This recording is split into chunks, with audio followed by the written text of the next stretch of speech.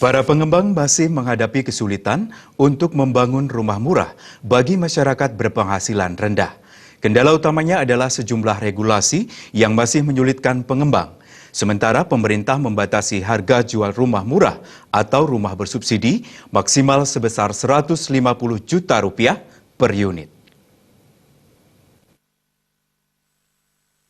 Wakil Ketua Bidang Regulasi dan Keanggotaan Dewan Pengurus Pusat DPP Asosiasi Pengembang Perumahan dan Pemukiman Seluruh Indonesia (APERSI), John Mahendra mengatakan, pemerintah telah membatasi harga jual rumah murah atau rumah bersubsidi maksimal sebesar Rp150 juta per unit.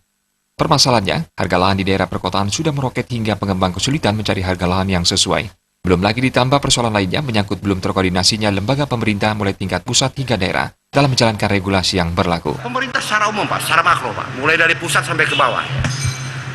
Setengah hati, Pak.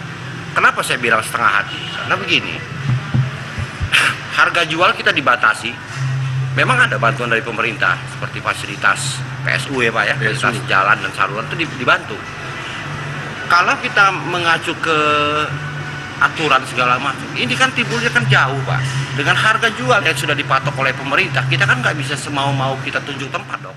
Sementara Ketua DPD APERSI Bali, Wayan Jayantara berharap pemerintah kabupaten kota di Bali memberikan sejumlah kemudahan, khususnya dalam hal perizinan. Selain biaya perizinan dan mahalnya biaya pemecahan sertifikat, pihaknya juga menghadapi permasalahan terkait tingginya harga lahan di daerah Bali, khususnya di kawasan Bali Selatan, sehingga rumah rakyat hanya bisa dibangun di 4 kabupaten, yakni Negara, Buleleng, Gianyar, dan Bangli.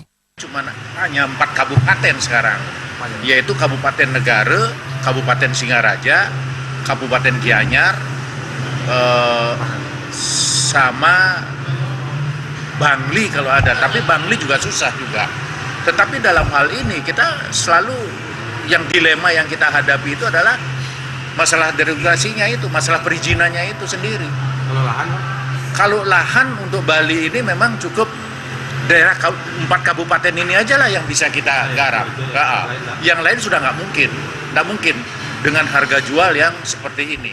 Program sejuta rumah yang digulirkan Presiden Joko Widodo bertujuan membantu masyarakat berpenghasilan rendah (MBR) yang berpenghasilan kurang dari Rp4 juta agar segera memiliki rumah murah. Untuk tahun 2017 dari 3.000 unit rumah yang ditargetkan, APERSI Bali telah berhasil merealisasikan sekitar 2.000 unit yang tersebar di sejumlah kabupaten di Bali. Suteja Bali TV.